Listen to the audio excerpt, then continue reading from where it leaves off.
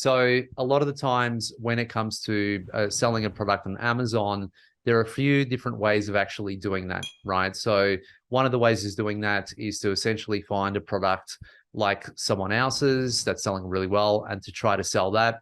That is not something that we recommend, right? So if you have a product that's very, very similar to someone else selling, your longevity of that particular product might only be maybe a couple of weeks, maybe until the other person reduces their price, but it's not actually going to be something that's going to basically be there for a little while, right? So how can we think about this a little bit more in terms of what we can actually do? So when it comes to longevity of your product and understanding that is important. And I'll give you an example. So if you have a product that is very similar to someone else's, obviously you're not going to have any longevity at all because that person you're selling against can just drop the price. Like Tracy said, people can just come in. Chinese sellers will already be waiting to essentially take over your listing. But another thing you can do, if you think about longevity, is let's say I added a gift box to the best-selling product in Australia because they didn't have a gift box. Now, that's not bad because, I mean, I always recommend putting gift box in all products. But what's going to happen there? It only needs to take that bestseller to essentially put a gift box on their listing, and now they've got you covered, right? So that longevity of that product that you just did, maybe it's going to last a month or 2 months, but someone can easily replicate that. So how can we increase our longevity? So one way you can do it is the actual design of a particular product. So if there's a certain design of a product selling or a certain color of a product, and you introduce different colors, now, obviously, that's going to increase your longevity a little bit more because now if someone wants to compete with you, let's say they're selling a product that's all white and black, and you decide to do 8 or 9 different color variations, well, the competing product is going to find it a little bit harder to compete with you because you have now 8 or 9 variations. And by the time they get all their colors in, you'll probably be more ahead in terms of your ranking and your reviews and everything else. So that will increase your longevity, maybe a year, maybe 8 or 9 months. It really just depends on the particular market and the particular competition. So that's one way of actually doing it. But one way to actually think about this also is to ensure that you're continually innovating. And this is something that we talk about. I was just on a call just before earlier today, and we're having a look at different products. And one thing you actually always need to do is just stay ahead of in the actual game itself. So if you do find someone, trying to duplicate what you're doing, you want to stay ahead of that. You either want to create new product variations, you either want to create new colors, you either want to create new listings, right? So we spoke about this a little bit on the call. I think it was a couple of weeks back, where if you're selling one particular product, what you can do is you can actually sell maybe a 2-pack of that particular product, or maybe you can create a different listing of that same product, but you're targeting a different customer avatar, right? On the box, you have a different keyword. So there are many ways where you can stay ahead of the competition. The way that I've kind of always looked at it is I like to keep things as simple as possible when it comes to selling on Amazon, especially. And I've said it before, Amazon is not a platform where we want to rely our whole brand on and our whole life on, right? Amazon is a great place to learn. It's a great place to get into a market where it is competitive, but it really actually tests you also.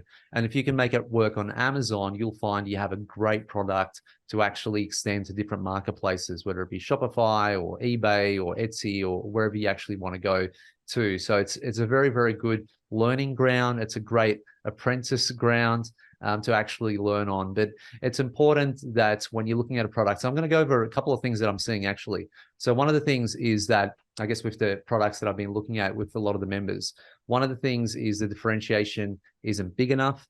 So the product is way too similar to everyone else's. The second thing I'm seeing that's a little bit of a concern is that there isn't really as many variations for your particular product. So a lot of products lend themselves to variations. And whenever you got the opportunity to actually add variations into your products, you'll notice they're going to sell way better, right? So if you look at a lot of the best sellers in the US and even in Australia, you'll start to notice that a lot of them actually do have variations.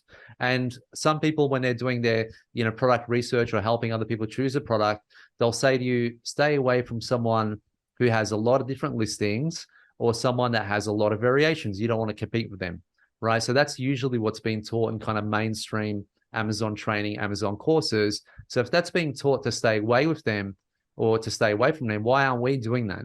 Right. So why aren't we the ones that say, okay, wait, if someone's telling me to stay away from them, then maybe I need to do that.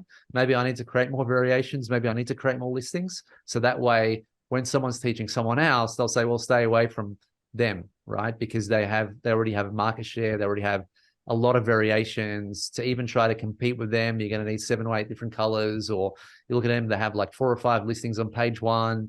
It's going to be a lot harder to compete with them. And that is another way to actually deter people also from, coming into your actual space. One of the first things that I did was I knew this strategy works really, really well in terms of just changing a color of a product, because if everyone's selling a black product, for example, and you come in and selling a red product, now obviously the longevity of that, I understand it. I know it's not going to be there for a long time, but you can come into a market that's doing really well, selling a lot of units for this particular product, and they don't have different color variations, and you can bring color variations in there, sell quick, and then obviously get out. That's another strategy that we can talk about later, but that's something you can do. So one thing I did was I was selling expandable garden hoses, and I realized the expandable garden hoses, they were all black or all stainless steel, all green.